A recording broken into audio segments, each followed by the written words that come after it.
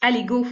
Du coup, je vais me présenter et je laisserai aussi peut-être puis on vous présentera ensuite les speakers, mais je vous laisserai aussi mes deux co-religionnaires se présenter également. Donc, je suis Juliette Moreau, je suis une des fondatrices du collectif Femtech France et je suis accompagnée ce soir avec les deux autres fondatrices, donc Christelle, voilà, et Delphine qui vont avec moi du coup animer une soirée qui s'annonce extrêmement, enfin un débat pardon qui s'annonce extrêmement intéressant et je vous laisserai présenter nos speakers au fur et à mesure. Moi, ce que je voulais simplement, c'était donner quelques mots introductifs pour expliquer le pourquoi de ce collectif et peut-être vous présenter une de nos premières actions.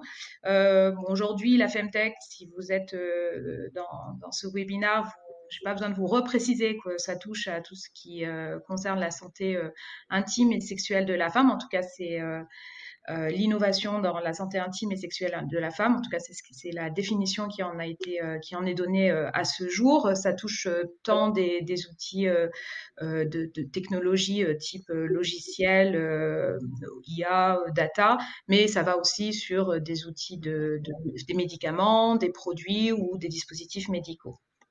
C'est un domaine c'est une industrie qui est à la croisée de trois grands domaines et pour nous c'est important de le rappeler. Évidemment, le marché de la santé, l'innovation technologique et scientifique et surtout la transformation sociétale. Et c'est aussi pour ça qu'on a voulu inscrire ce premier webinaire sur le thème de l'engagement, tout aussi bien que celui de l'innovation. C'est un enjeu économique, ça on l'a beaucoup vu ces derniers temps, mais c'est aussi et surtout un enjeu de santé publique, puis aussi un enjeu politique, parce que ça permet aussi de donner des droits et des soins à 50% de la population mondiale, d'autant qu'aujourd'hui, on continue d'avoir des écarts en termes d'espérance de vie en bonne santé entre les femmes et les hommes.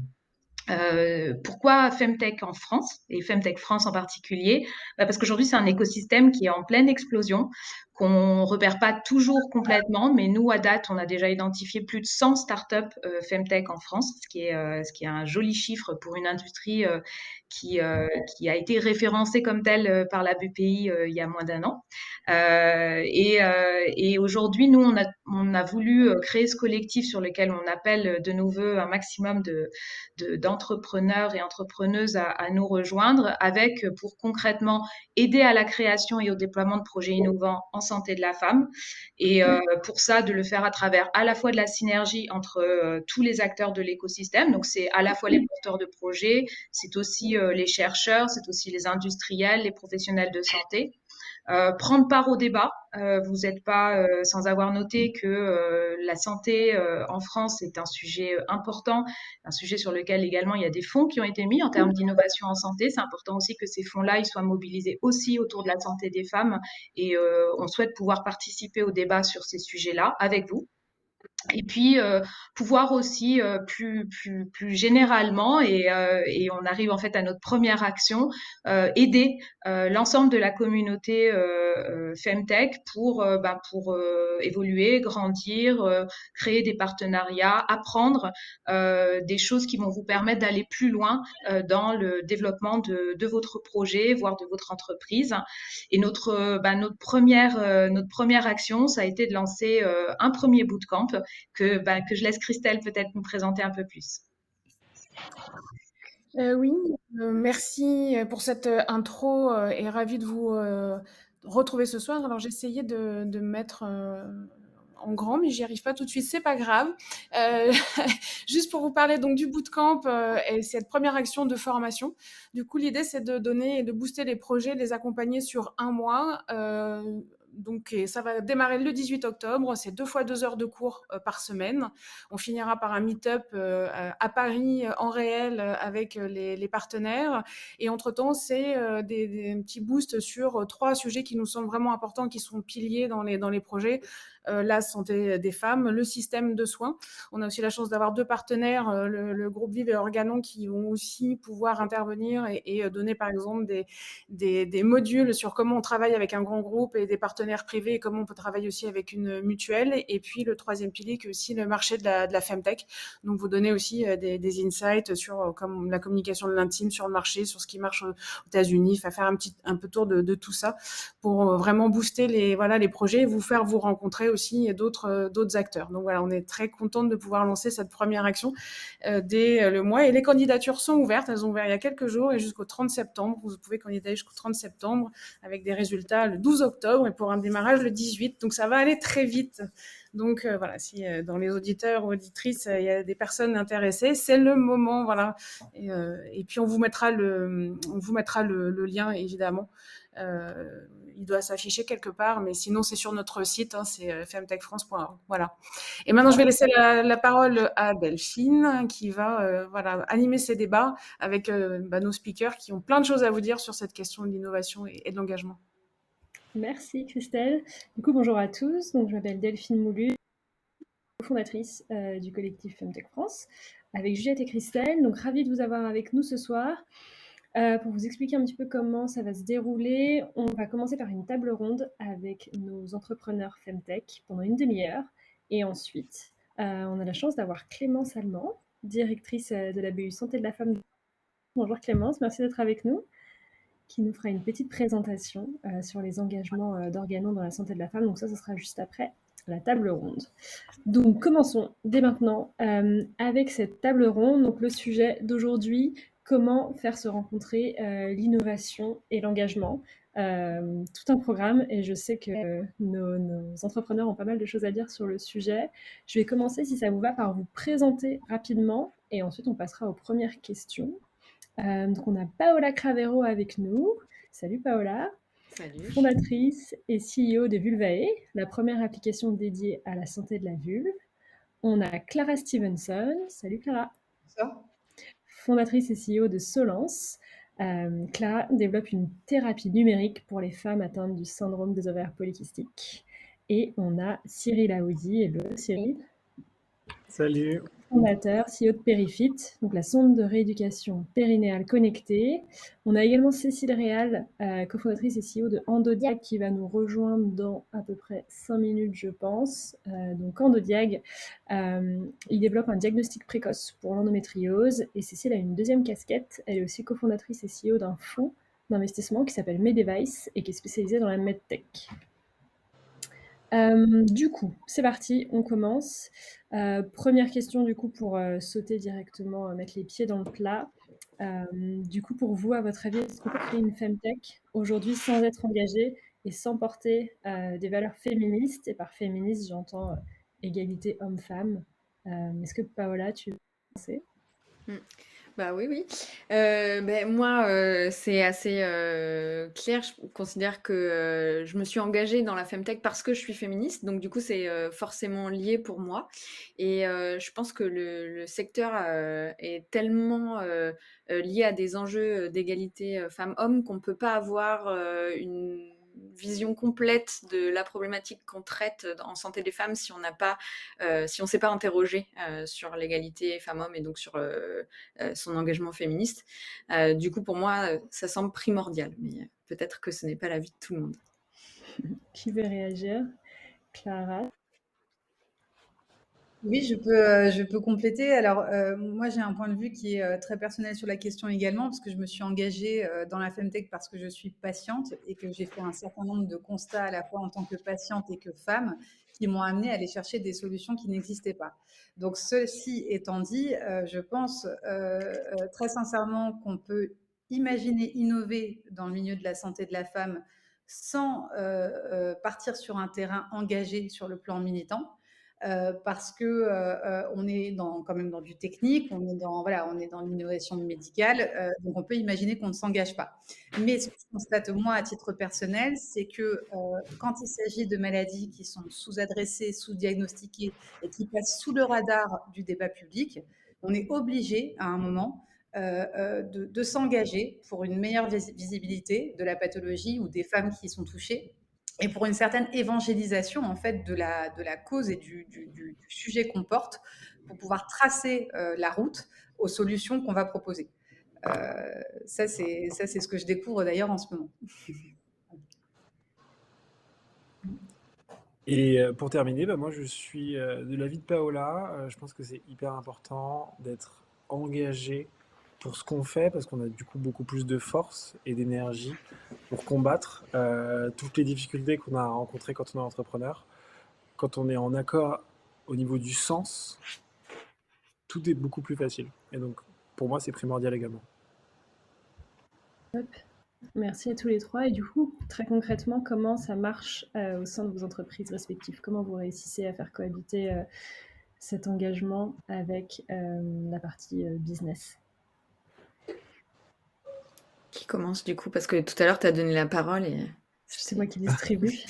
Cyril, tu veux commencer? Ouais, avec plaisir. Alors, il y a plusieurs niveaux au niveau de l'entreprise pour faire cohabiter militantisme et business. Pour nous, la première étape est au niveau du recrutement. Il y a une question qu'on pose à tous nos candidats, c'est pour vous, quelle est la définition du féminisme?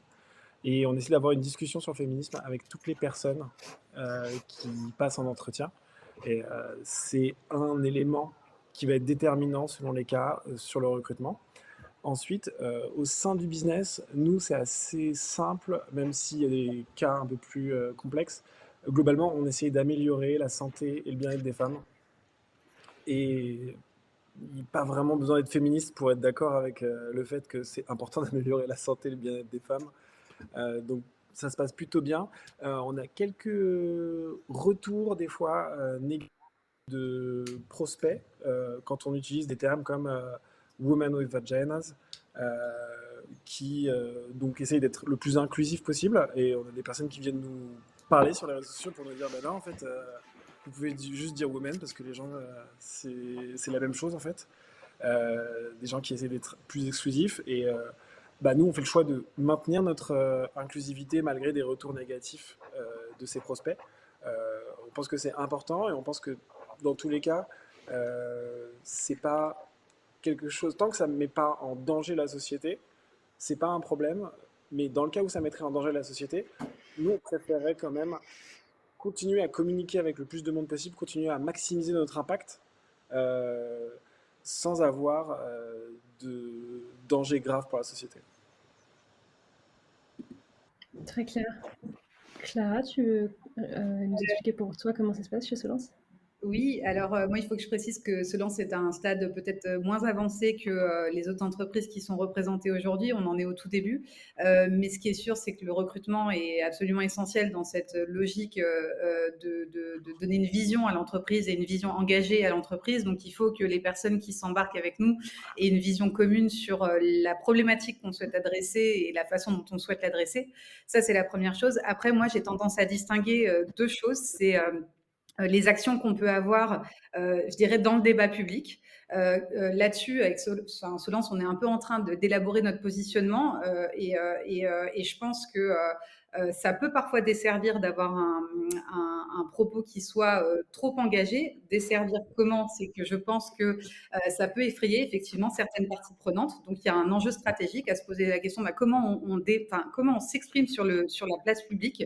Et après, pour moi, la deuxième action à avoir, c'est comment on amène les parties prenantes existantes à se poser des bonnes questions. Parce que finalement, pour moi, c'est le corps médical, c'est le corps scientifique que je dois amener à se poser des questions qui relèvent du féminisme et de l'égalité homme-femme en santé et de la qualité de vie des femmes et de la façon dont on répond médicalement aux pathologies féminines. Donc moi, j'ai plus tendance à vouloir me concentrer sur le dialogue avec les médecins et les amener, certains le sont, hein, mais les amener vers ces questionnements-là que de m'exprimer de façon peut-être voilà, plus significative dans le débat public. Voilà.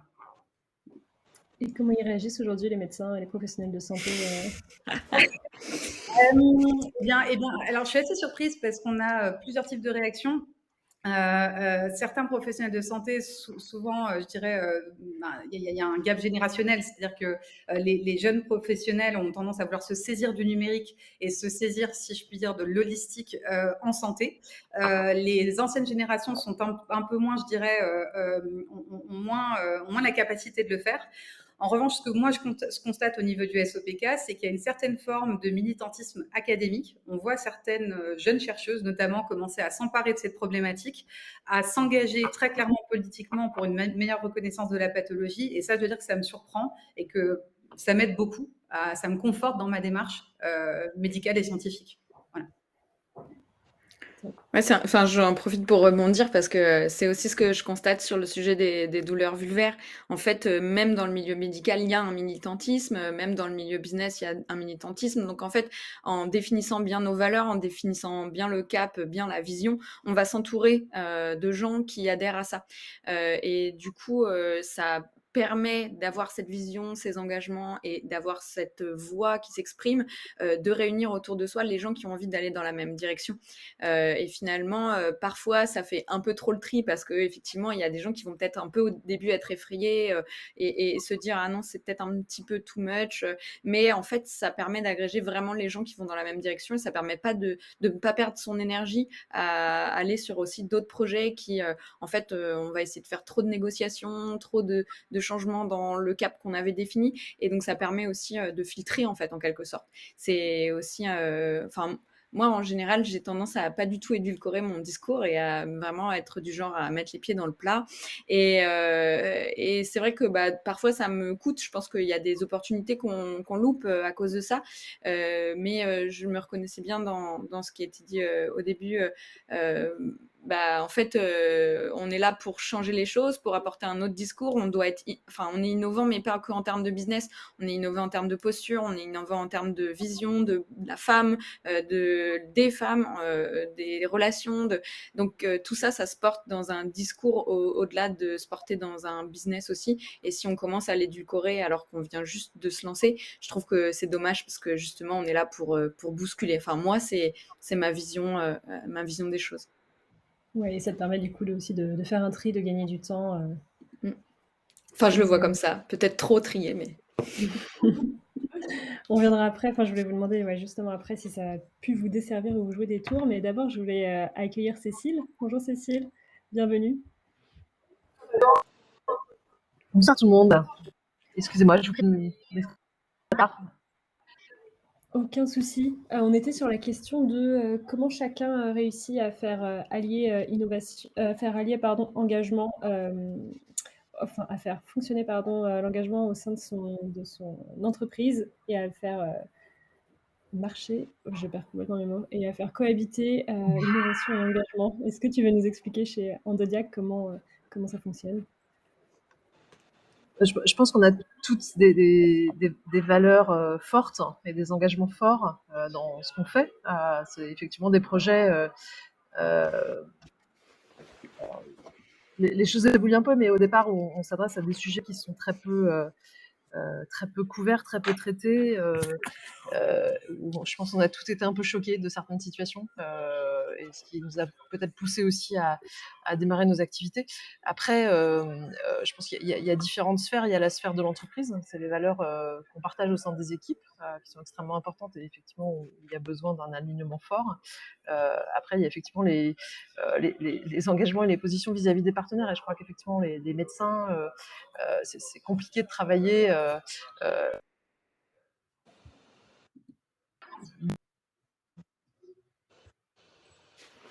les mêmes convictions qu'on peut avoir la médecine. Après, la sphère, je pense que chacun après, j'ai peut-être un peu différemment au niveau de la sphère plus publique. Je pense qu'il y a des choses qui sont comprises, d'autres peut-être moins facilement. Je pense qu'effectivement, il y a parfois des débats qui partent un peu dans tous les sens et qui ne sont pas forcément très productifs. Donc après, c'est je pense, de faire, en tout cas nous, attention en fonction des sphères et des interlocuteurs, de ce qu'on affirme. Après, les convictions et les valeurs restent là et elles transparaissent, je pense, globalement dans toutes ces interactions et dans tous. Claire, merci. Et peut-être du coup la question suivante était sur vos prises de décision. Est-ce qu'elles vous ont déjà joué des tours ou est-ce qu'elles vous ont déjà desservi? Qui veut commencer?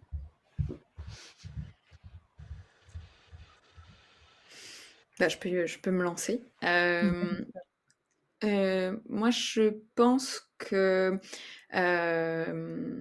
j'ai, dans ma présentation d'entreprise, c'est un point qui a été un peu abordé avant, j'utilise les termes femmes et personnes à vulve, puisque nous, on traite de la vulve, donc il y a des personnes qui sont genrées hommes qui pourraient avoir une vulve.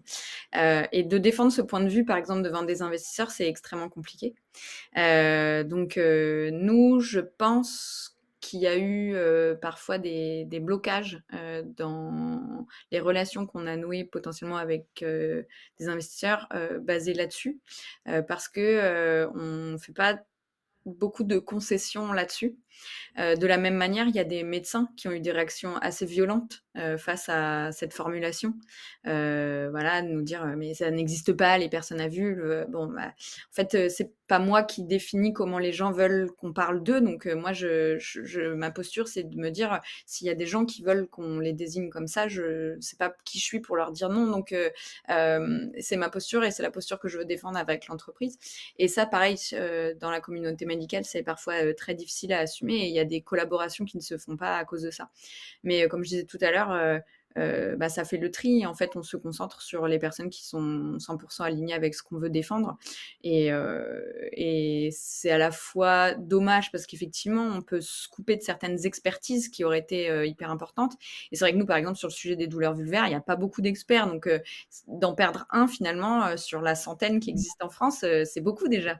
Mais finalement, on fait ce choix parce qu'on arrive quand même à trouver des personnes qui sont alignées avec ça, ou alors qui reconnaissent ne pas être experts là-dessus et donc se laissent guider. Donc il y a aussi plein de postures différentes qu'on peut rencontrer en exposant les gens à ces discours qui peuvent être aussi parfois surprenants. Donc l'un dans l'autre, ça peut jouer des tours, mais je trouve ça toujours positif. Ok. Clara, Cyril? Oui, je veux bien rebondir parce que, alors déjà, je trouve que c'est vrai, on a vraiment un grand nombre de postures différentes avec les professionnels de santé. Il y a ceux qui font preuve d'humilité, qui nous écoutent et qui nous disent OK, expliquez-moi le problème, et puis d'autres qui sont un peu plus braqués. Moi, ce que j'ai envie de dire, c'est que les patientes, en tout cas pour le SOPK, ne sont pas entendues ou ne s'estiment pas entendues ou écoutées à l'heure actuelle. Et ce que je veux dire, c'est que finalement, pour moi, même historiquement, le militantisme, c'est quoi? C'est demander une élévation du niveau de vie, ou en tout cas défendre le niveau de vie des gens. Et forcément, on se pose la question en santé, et ça, c'est un peu moi mon cheval de bataille, c'est de dire que aujourd'hui, on ne fait pas le nécessaire pour que la qualité de vie et le niveau de vie des patientes qui sont atteintes de SOPK, ou ça peut être d'autres maladies chroniques, soit optimale. Et moi, ce que j'ai rencontré, c'est finalement une incapacité à entendre ce discours-là. Donc moi, j'ai l'impression que je suis sur un militantisme qui est plus niveau de vie que féministe, peut-être au sens propre du terme. Et là où je veux en venir, c'est que souvent, la réaction, c'est je vois pas ce que vous voulez dire, mais non, mais ça fait pas partie de la physiopathologie du SOPK. Finalement, c'est dans leur tête. Et c'est précisément la position qu'on a, nous, qui est de dire on vous écoute et puis on va développer des outils qui vont prendre en compte ces éléments-là. Donc, ça ne répond pas totalement à la question parce que ça ne m'a pas forcément desservi, mais c'est finalement un obstacle que je peux rencontrer quand j'engage le dialogue avec les médecins sur quel type de solution il faut qu'on aille trouver pour les patientes. Et ça peut être problématique. Top, merci. Cyril, Cécile, est-ce que vous voulez réagir là-dessus? Oui, moi je rebondis également sur ce qu'avait dit Paola. Tu veux prendre la parole, Cécile? Non, vas-y. Ok. Donc je rebondis également sur ce qu'avait dit Paola. Donc nous, on a exactement la même situation, sauf que c'est pas par rapport à des personnes en direct, c'est plutôt par rapport à des publicités qui sont largement diffusées. Et donc on utilise personne avec un vagin plutôt que de dire femme. On a des personnes qui vont venir nous dire que c'est pas correct ce qu'on fait et qu'on ne devrait pas inclure les personnes qui sont pas binaires dans nos descriptions. Et donc ça, c'est le côté négatif qu'on a. On sait qu'on va vexer des personnes. Par contre, ce qu'on n'a pas comme information, c'est combien de personnes sont d'accord avec nous et combien de personnes vont donner plus de crédit à notre action parce qu'on a utilisé des manières de s'exprimer inclusives, parce qu'on a ce militantisme en nous. Et au final, vu la croissance que notre société a depuis 4 ans, c'est difficile de dire qu'on a vraiment dû en pâtir de ce militantisme. Moi, je pense qu'il y a quand même une vertu dans l'adhésion globale de ces valeurs en croissance. Euh, et le fait de les porter, même si on se met à dos une partie de nos partenaires ou de nos clients potentiels, on emmène avec nous des gens qui sont beaucoup plus engagés. En fait, on augmente l'engagement individuel plutôt que d'augmenter le volume d'engagement.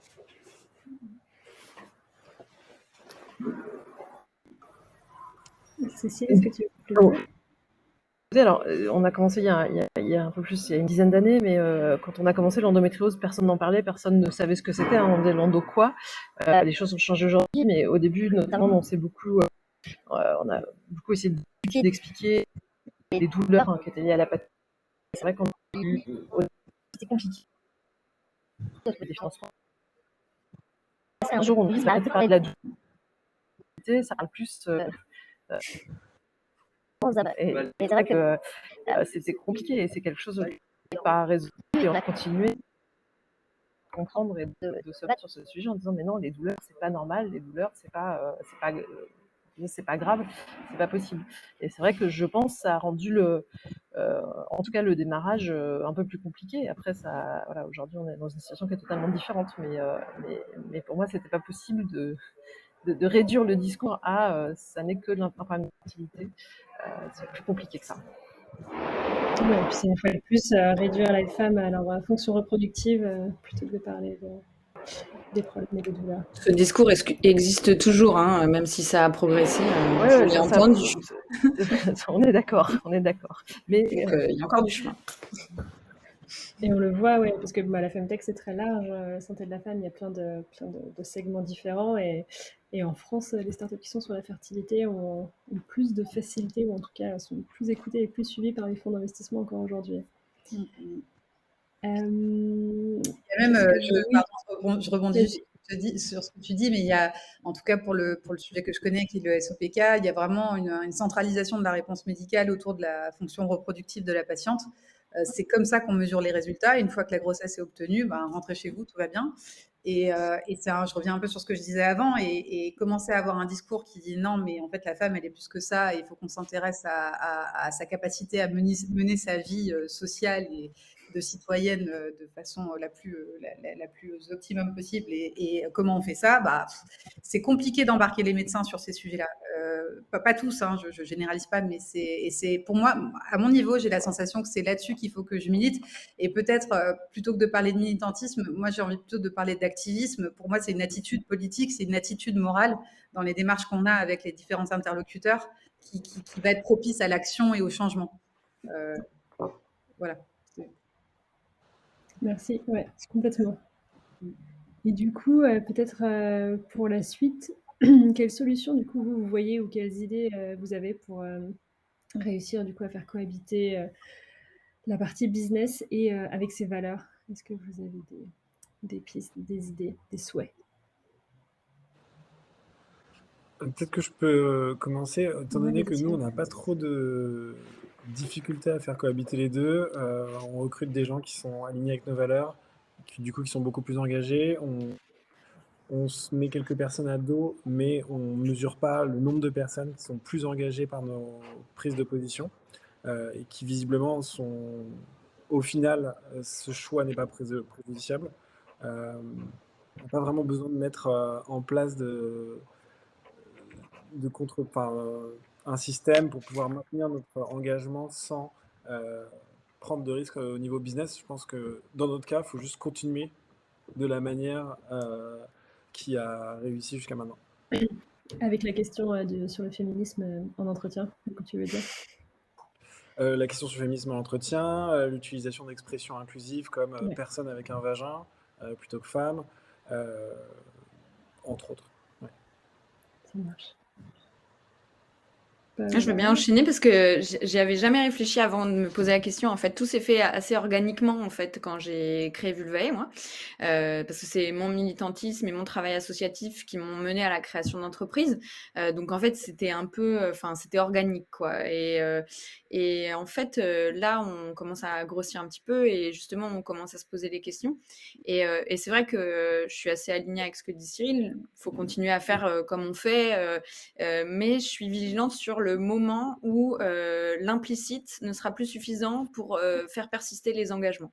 Parce que parfois, dans les cultures d'entreprise, il y a plein de choses qui se développent en organique. Du coup, il y a de l'implicite qui se met en place, mais il y a un moment, il y a un élément perturbateur ou un manque de vigilance ou quelque chose qui va être dicté par un besoin business qui va être fait et mis en place. Et si on n'a pas la vigilance de bien scanner les engagements qu'on prend et comment on fait, je pense que c'est là que ça peut prendre un mauvais tour. Du coup, nous, on commence quand même à structurer un peu, on avait évoqué un peu cette question quand on préparait le webinaire, mais on commence à préparer une charte qu'on veut faire signer à tous nos partenaires sur les engagements que nous, on ne trahira pas, en tout cas dans le partenariat. Donc, c'est surtout une charte qui reconnaît que nous, en tant que Vulvae, on a le droit de s'exprimer comme ça et qu'on ne changera pas nos manières de s'exprimer, nos manières d'aborder certains sujets, etc. Et puis, on a aussi des engagements qu'on prend par rapport à nos utilisateurs et utilisatrices. Et ça, c'est important. En fait, d'avoir ces engagements, j'ai l'impression que c'est quelque chose qui pourra nous faire garder la barre. Parce que quand on aura une décision à prendre, on se tourne vers ça, on se dit, est-ce que c'est aligné avec ce qu'on veut faire? Ah bah oui, ça correspond. Ou ah bah non, là, en fait, cet item-là, on va pas le respecter si on fait ce projet.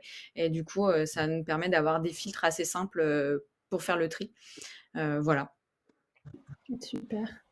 Cécile, est-ce qu'il y a quelque chose de similaire chez Endodiag, une charte, quelque chose comme ça?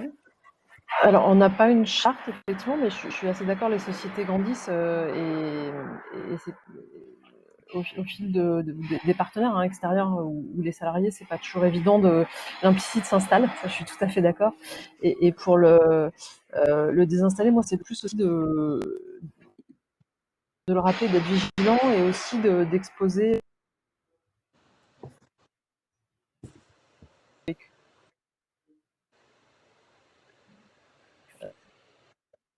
les chercheurs et c'est vraiment de regrouper justement ces gens avec qui on partage nos valeurs et de se rappeler certains points d'étape, bien se rappeler pourquoi on le fait, comment on le fait, et de le répéter en fait, de le répéter dans le temps au fil de l'évolution des partenariats, des croissances, et de jamais l'oublier ou le laisser de côté.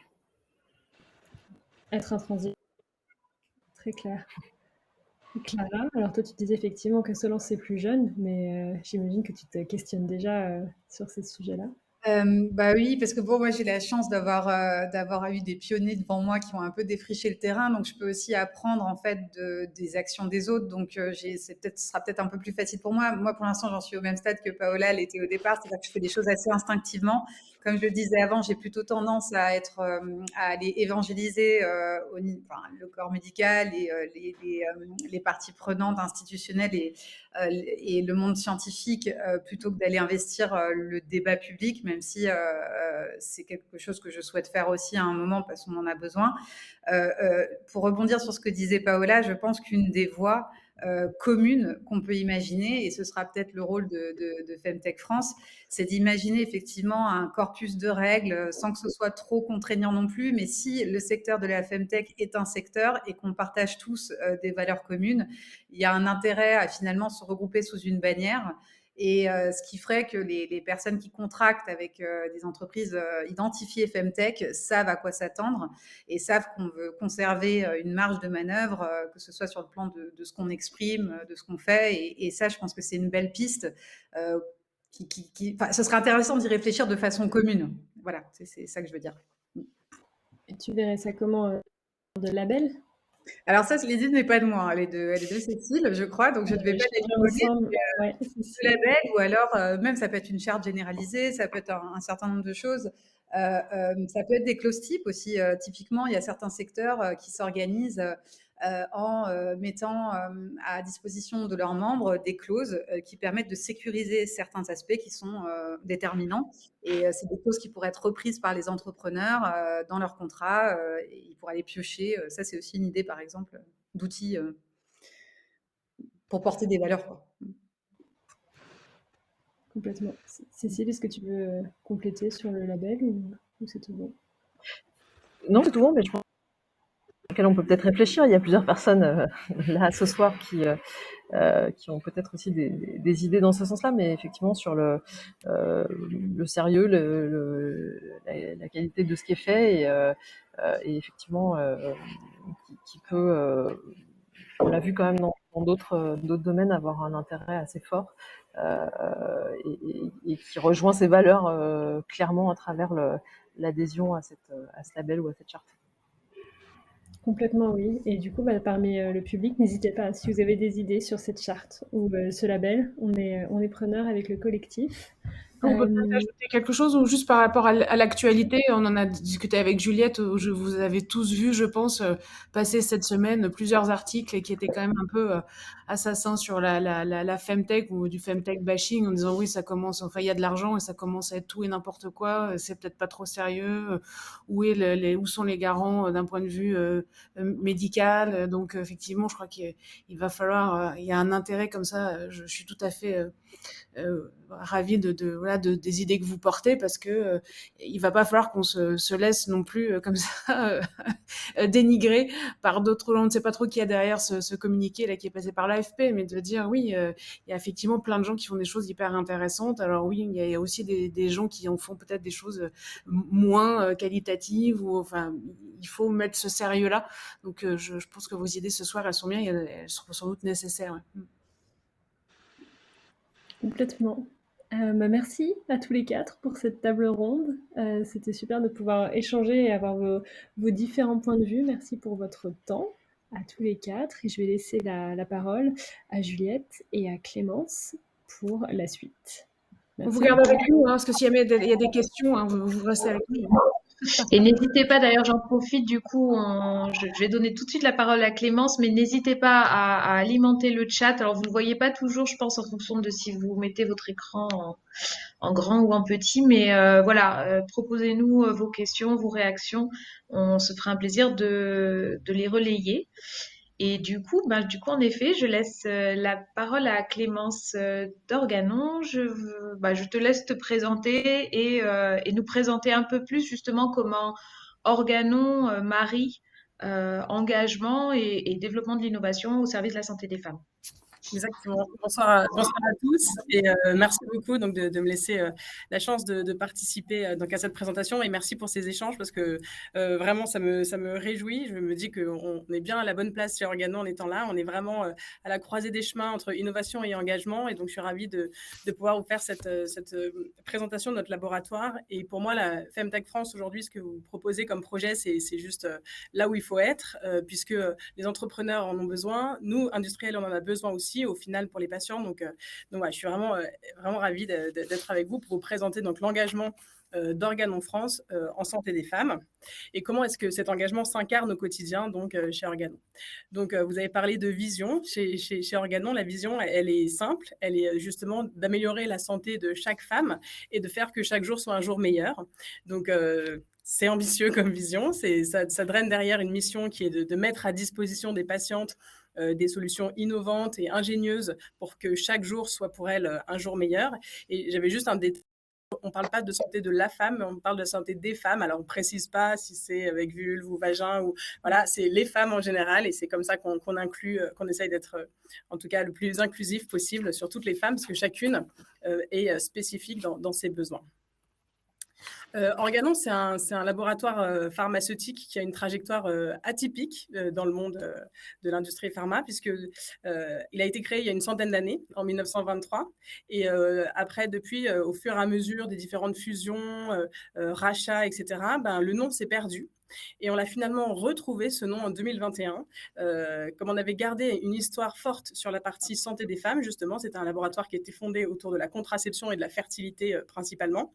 Et quand en 2021, MSD a fait une spin-off pour recréer un autre laboratoire avec au cœur cette santé des femmes, c'est tout naturellement que ce nom s'est réimposé dans l'univers. Et clairement, les gynécologues qu'on visite aujourd'hui connaissent de façon très intime Organon, ce nom et le partenariat qu'on avait tissé il y a des années maintenant. Enfin, c'était pas moi il y a 100 ans, mais voilà. En tout cas, on a retrouvé cette empreinte et c'est vraiment une chance que de porter ce nom dans le monde de la santé des femmes. C'est un laboratoire qui a un profil singulier, donc qui est déjà tout nouveau, parce qu'il est revenu donc il y a 1 an maintenant, après 100 ans, voilà, vous avez compris. C'est un laboratoire particulier parce qu'il a une taille assez moyenne dans le monde de la pharma, avec environ 10 000 collaborateurs. On est 180 en France, donc voilà, c'est une taille qu'on peut qualifier de moyenne. Donc ça nous permet d'avoir en même temps un profil agile, petite structure, on est assez lean comme dans les strates, et en même temps on est solide, parce qu'on a beaucoup de moyens, on a un gros historique, on a 64 produits déjà, 6 sites industriels, on est présent dans 80 pays dans le monde, donc on a une empreinte assez solide qui nous donne justement un profil particulier, singulier. Et on est centré surtout donc, dans le domaine de la santé des femmes. Donc on a une forte empreinte dans ce domaine. Et je voulais justement vous partager ces singularités du laboratoire avant de rentrer vraiment dans la santé des femmes et de voir comment on fait matcher donc notre engagement avec notre innovation. Donc, on a ce positionnement, et j'y reviens dans un instant. On a un portefeuille donc, qui est vaste, avec 64 produits et qui couvre vraiment l'ensemble du cycle de vie du médicament, donc des produits les plus innovants aux plus anciens, j'ai envie de dire, vraiment jusqu'à même des produits qui sont vraiment génériqués depuis quelques années, des biosimilaires, on est à l'hôpital, on est en ville, donc on a vraiment l'ensemble du spectre en fait d'un laboratoire pharmaceutique. On n'est pas aussi concentré que certains laboratoires qui peuvent être en oncologie par exemple. Et l'autre singularité qui est de plus en plus importante, c'est l'ancrage industriel, avec un outil industriel qui est fort au niveau européen, avec 3 usines qui alimentent aujourd'hui tout le marché européen. Et on sait à quel point le Covid a été révélateur d'une dépendance à certains marchés lointains. Donc pour nous, c'est vraiment important que d'avoir cet ancrage, disons, en Europe, pour venir suppléer les besoins médicaux des patients. Alors, quand on parle santé des femmes chez Organon, qu'est-ce que ça veut dire? Et on est comme ce que vous avez évoqué tout à l'heure, on est très concentré sur un focus des pathologies liées à la reproduction, puisque c'est une spécificité de la femme, donc autour de la contraception, de la fertilité, prise en charge de la grossesse, hémorragie du postpartum, donc ça c'est vraiment spécifique et lié à la reproduction. On a aussi tout un arsenal de réflexions autour des pathologies qui sont spécifiques aux femmes, telles que la ménopause, l'endométriose, fibrome utérin, douleurs menstruelles. Donc ça, c'est vraiment le cœur de notre façon de regarder la santé des femmes, mais c'est pas que ça. Et c'est aussi l'ensemble des pathologies qui impactent les femmes de façon disproportionnée. Donc on a l'ostéoporose, les infections urinaires ou les maladies cardiovasculaires. Ça, c'est parfois quelque chose qu'on ne sait pas. Mais les femmes, c'est la première cause de décès aujourd'hui. Ce sont les maladies cardiovasculaires avant les cancers, donc extrêmement important. Et par exemple, on disait l'inégalité aujourd'hui femmes-hommes. Aujourd'hui, dans les études cliniques, c'est que des hommes quasiment qui sont pris dans les études. Donc, on n'a pas du tout le pendant de l'efficacité de ces traitements chez les femmes. Donc, il y a beaucoup, beaucoup de choses encore à aller travailler dans ces domaines-là, et notamment maladies cardiovasculaires. Et puis, bien sûr, ce qui nous rassemble aussi aujourd'hui, c'est au-delà de ces produits, j'ai envie de dire, classiques, tout ce qui est le monde de la femtech aujourd'hui, sur lesquels Organon regarde aussi, recherche des solutions innovantes pour venir aider les femmes dans l'ensemble de leur parcours, que ce soit au niveau du diagnostic, des produits en tant que tels, ou le monitoring des pathologies. C'est vraiment les domaines qui nous intéressent au plus haut point. Et concrètement, en termes de modèle d'innovation, chez Organon, on est sur un modèle externe. Donc, on n'a pas de recherche et développement interne. On est 100% externalisé, on regarde et on sonde, on cherche en externe des partenariats, des rachats. Donc, en gros, notre limite, c'est le monde. Et ça, c'est vraiment une chance de pas être limité à un laboratoire et des pipettes. On peut aller regarder l'ensemble du portefeuille tel qu'il existe. À ce stade, on a évalué, ou en tout cas identifié, plus de 140 molécules qui sont en développement dans le monde de la santé des femmes et les domaines thérapeutiques que je viens de vous partager. Donc, c'est énorme. et ça donne beaucoup d'opportunités avec des molécules, bien entendu, qui sont en phase 1, en phase 2, mais beaucoup d'avenir pour la santé des femmes en général. Et surtout, depuis 15 mois maintenant qu'on est rentré en bourse, donc on est un nouveau laboratoire dans la place, disons. C'est déjà 5 partenariats qui ont été signés, différents, dans 5 domaines thérapeutiques, là aussi différents. Donc ce sont des résultats extraordinaires, hein, quand on regarde un pipeline de laboratoires pharmaceutiques. Avoir déjà intégré toutes ces solutions-là en 15 mois, c'est juste énorme. Et donc, je voulais juste vous les partager parce que pour moi, c'est vraiment de l'innovation. C'est vraiment répondre à des besoins médicaux qui sont aujourd'hui pas couverts. Et donc, voilà, je voulais vous les présenter juste rapidement pour que ça vous donne un petit peu de connaissances pour voir ce qui peut arriver dans ce prisme-là de la santé des femmes chez Organon. Alors, c'est en ordre chronologique, mais voilà. Le premier achat qu'on ait fait, c'était Alidia, une boîte américaine de la Silicon Valley. Et eux, ils ont développé un device, donc un dispositif médical, dans les hémorragies de la délivrance, donc liées à l'accouchement. Et en gros, je ne vous fais pas l'article, mais c'est un device qui est physiologique, qui va venir faire collapser l'utérus, qui est justement en train de saigner abondamment. Et c'est une efficacité en 3 minutes. 3 minutes, c'est important parce qu'une femme qui est en hémorragie peut décéder en 5 minutes. Donc, on a vraiment un problème de timing là, et d'urgence vitale pour la femme. Et donc, on a aujourd'hui une solution qui est 97% d'efficacité en 3 minutes. Donc, c'est vraiment une solution qui va changer la vie de nombreuses femmes dans les pays développés et également non développés, à revenus plus moyens, disons. Donc ça, c'est la première signature qu'on a faite, et c'est vrai que ça fait beaucoup de bruit chez Organon parce qu'on attendait la première annonce et que clairement, elle a été assez tonitruante. Ensuite, on a annoncé donc, le rachat de Obseva.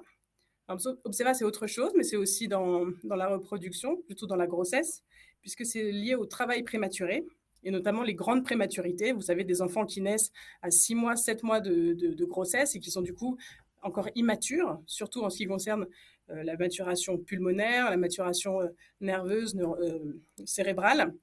Et donc, ça, c'est un traitement oral, donc on prend un comprimé, et ça retarde l'accouchement de 2 jours. Alors, ça paraît un peu anecdotique, 2 jours. C'est hyper essentiel, là encore, parce qu'en 2 jours, on a le temps d'injecter à la maman, pour que ça adresse le bébé, bien sûr, des surfactants, des corticoïdes qui vont venir justement aider les poumons à maturer plus vite, le cerveau également, et du coup avoir plus de chances pour le bébé. Donc là encore, une innovation très attendue par le monde médical. On en parlait tout à l'heure, bien entendu, endométriose, SOPK, et d'autres encore, parce que Forendo Pharma, c'est un laboratoire de recherche clinique pour le coup. Et donc, c'est un pipeline à lui tout seul, ce labo qu'on a racheté, et qui ont des molécules. Alors pour l'instant, c'est en phase 2, donc je ne vais pas aller m'étendre trop longtemps sur les résultats parce qu'on est encore en préclinique, mais avec, on espère, beaucoup de résultats pour toutes les femmes qui souffrent aujourd'hui d'endométriose, et pas que pour l'impact sur la fertilité. On est bien d'accord sur les impacts de douleur et de qualité de vie que vivent ces femmes.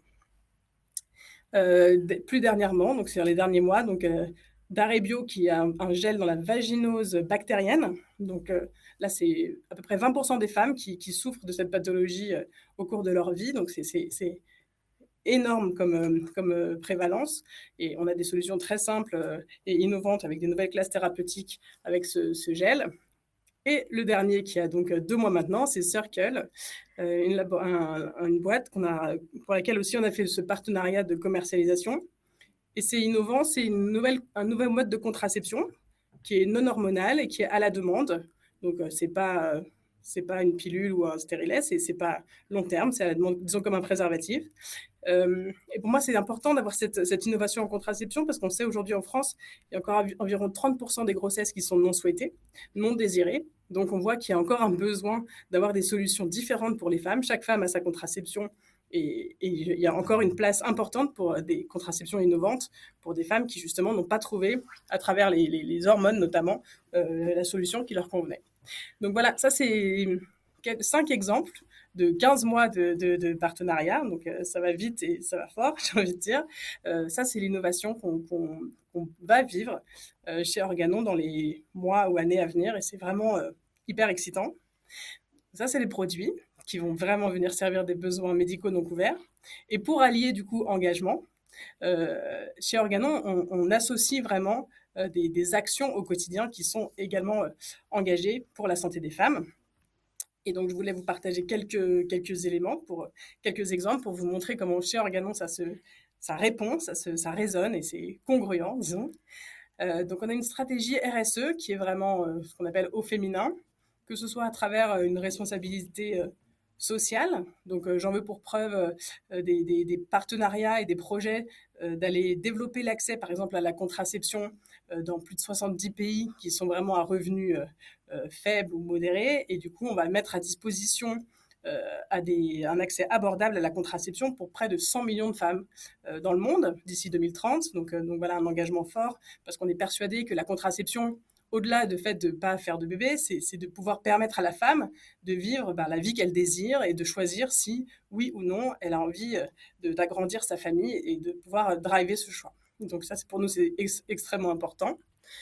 Quand on regarde la responsabilité environnementale, bien entendu, on n'a pas d'action spécifique auprès des femmes, mais on sait que ce sont ces femmes qui sont le plus touchées aujourd'hui par les changements climatiques. Et donc aujourd'hui, toute notre démarche d'avoir une action, par exemple, sur des émissions de gaz à effet de serre à zéro ou une meilleure gestion de l'eau, on sait que de façon disproportionnée, ça va venir impacter les femmes.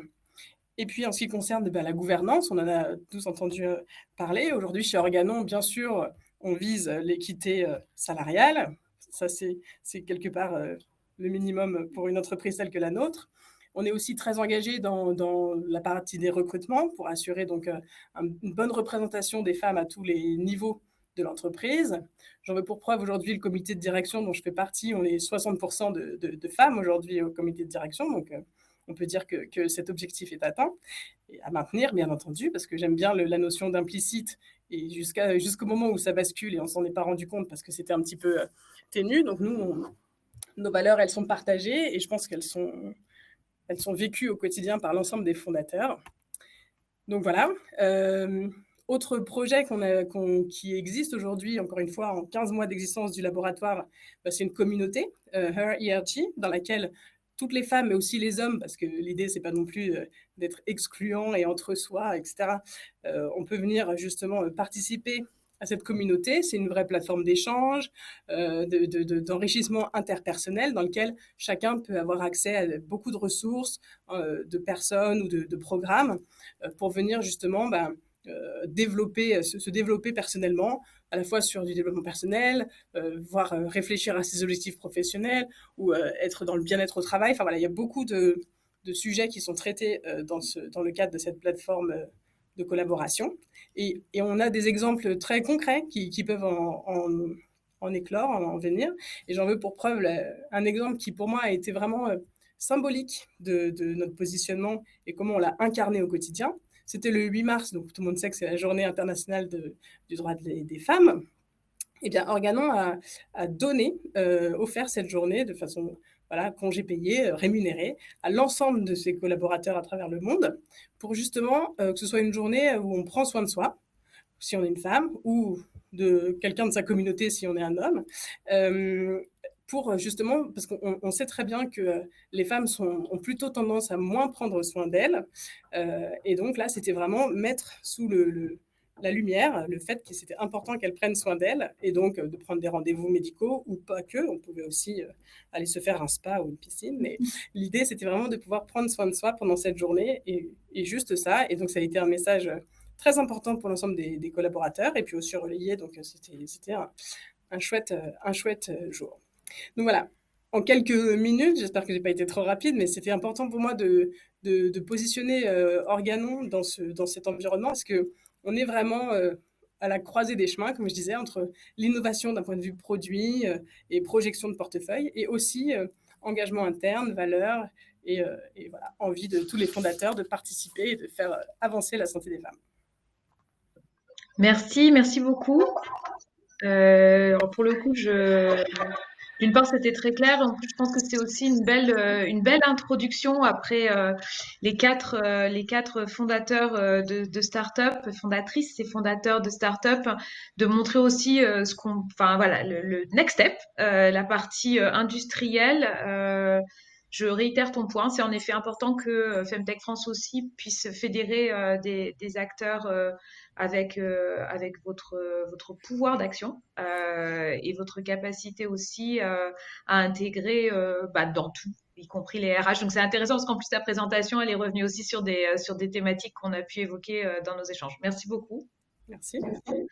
J'en profite pour relancer, peut-être avant de clôturer, une question. Alors, on avait une question, j'en ai vu une d'Audrey, d'Aude, pardon, Aude.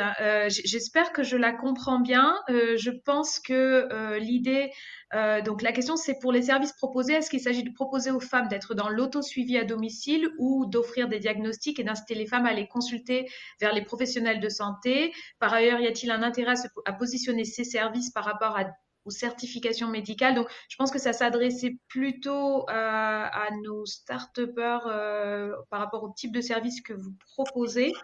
Du coup, je sais que vous avez tous à peu près la même positionnement, mais je sais pas, peut-être Paola, allez, à tout hasard. Parce que je te vois sur l'écran, que tu sais faire du vélo. Vas-y.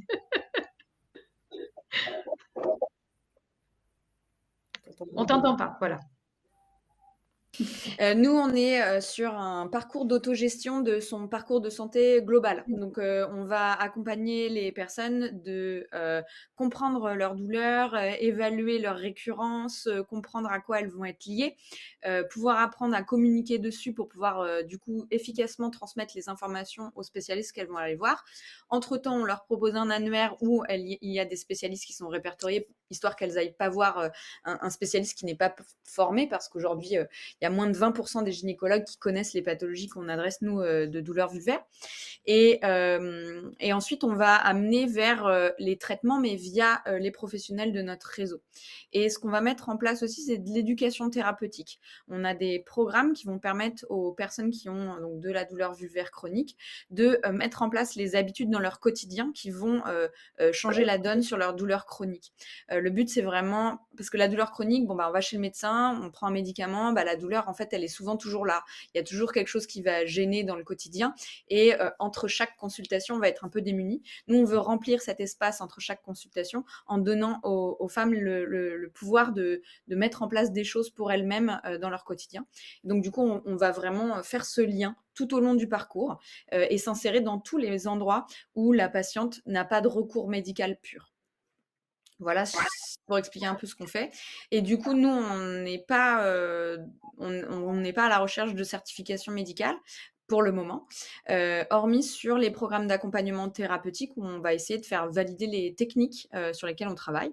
Le problème, et ça fera référence aussi au superbe article que Christelle mentionnait sur la Femtech Les articles. Ouais. Oui, du coup. En fait, le problème dans la santé féminine aussi, c'est qu'il y a beaucoup de sujets sur lesquels il n'y a pas en recherche de baseline. Donc, on n'a pas de connaissances de base pour tester des choses. Et donc, en fait, nous, on se confronte, par exemple, au fait que il y a des choses qu'on ne peut juste pas valider, hormis si on y passe 5 ans, parce qu'il faut qu'on parte de zéro. Et on est sur un projet, nous, qui pour l'instant n'est pas financé, donc c'est complètement impensable pour le moment de mettre ça en place.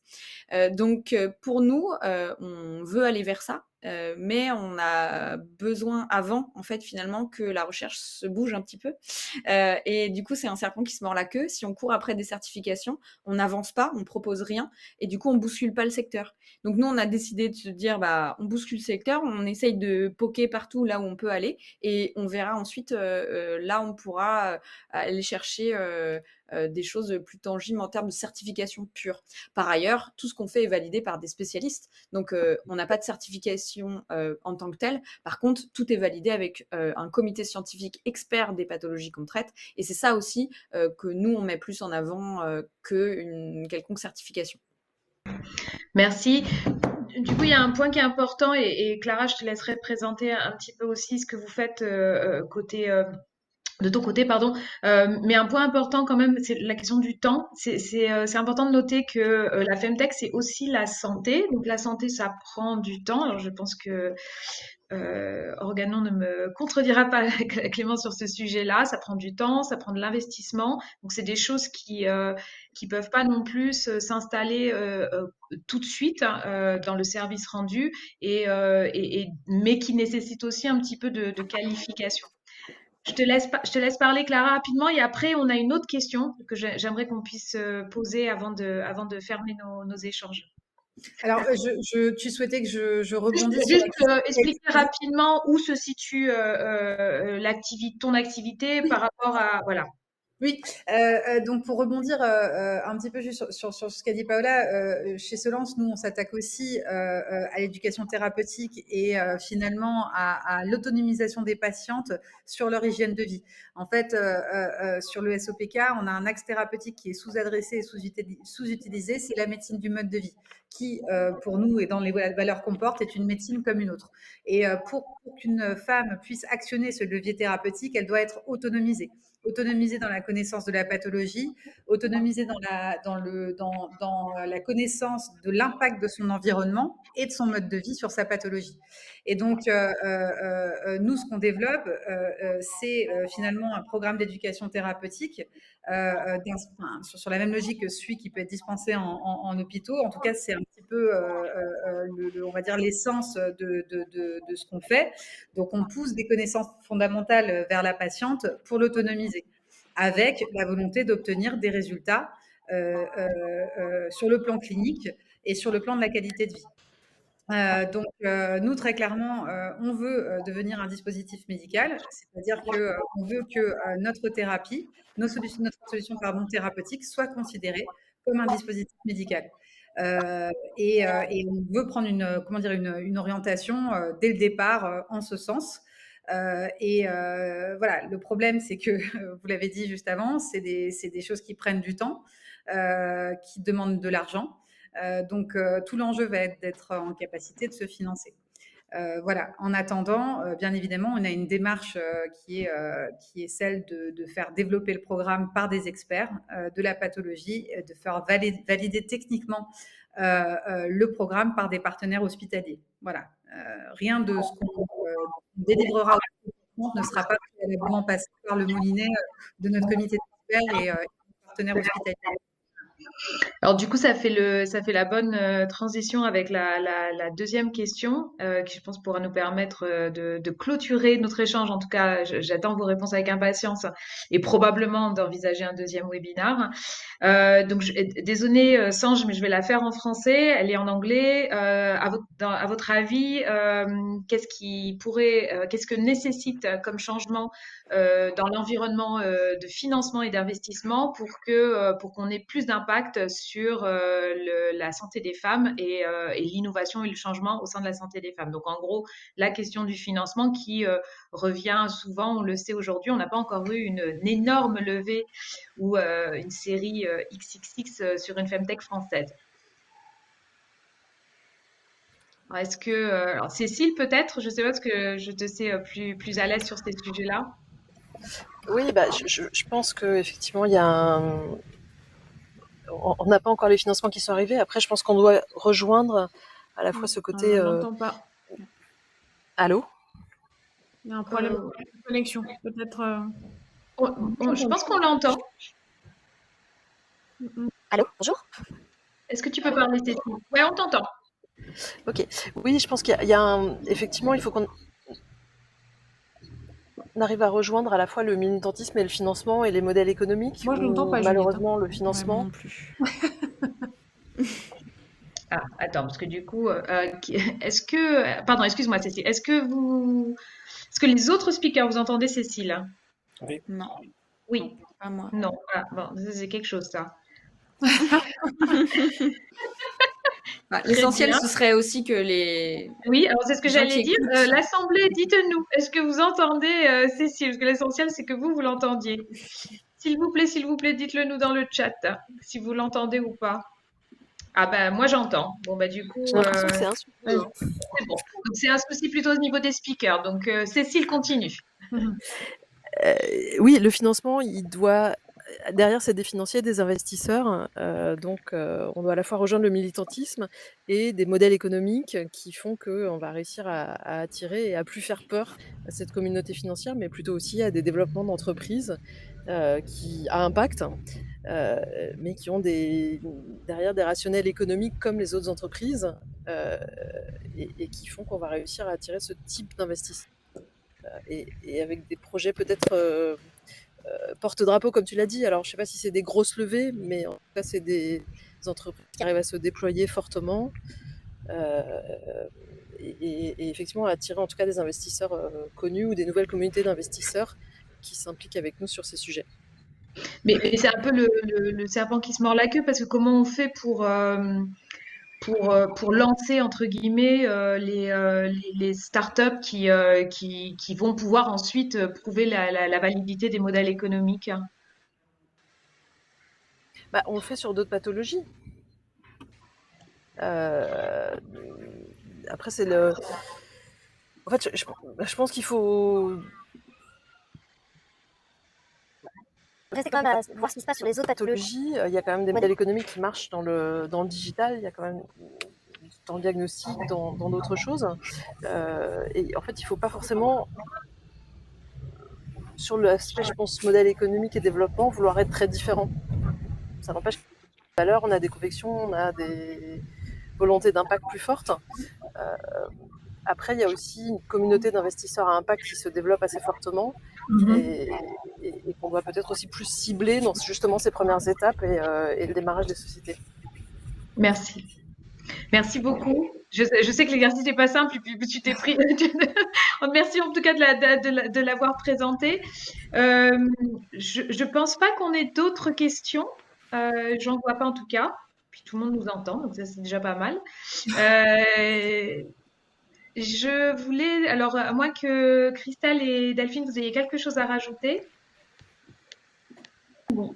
Non, c'est tout. Non, on peut faire si nos intervenants avaient quelque chose à rajouter. Et avant, on a eu pas mal d'encouragements dans vos commentaires. Donc voilà, on voulait vous remercier parce que c'était une première pour nous. Et donc c'est chouette de voir déjà cette belle communauté et les encouragements. Et ça nous fait, voilà, ça nous fait plaisir. Voilà, c'est bien de vous le dire. Merci. Du coup, je ne sais pas si les unes et l'un avaient quelque chose à rajouter. Les tics de langage sont difficiles à corriger.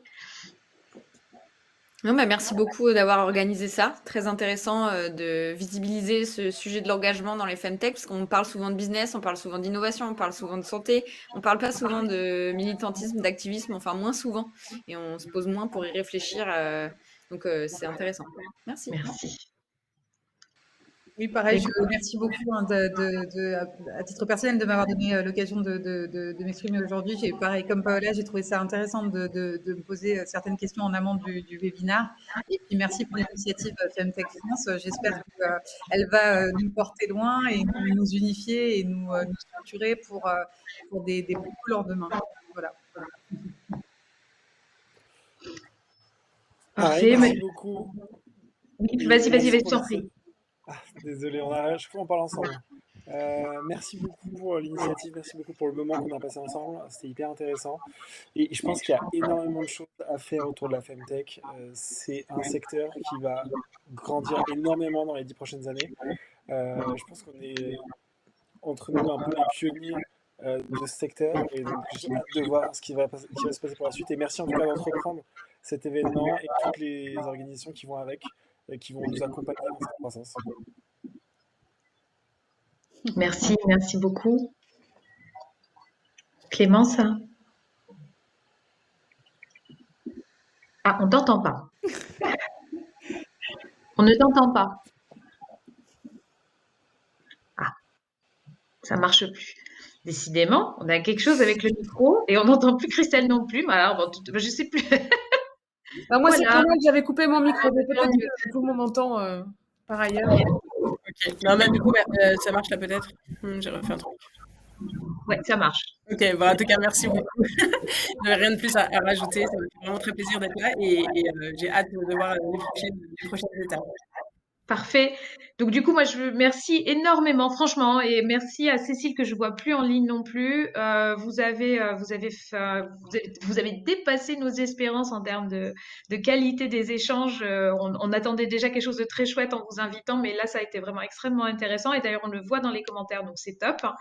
Je vous invite toutes et tous, dans tous les sens, à postuler et à déposer vos candidatures pour le premier bootcamp, qu'on a joliment appelé la Femtech School, pour pouvoir participer et booster votre projet.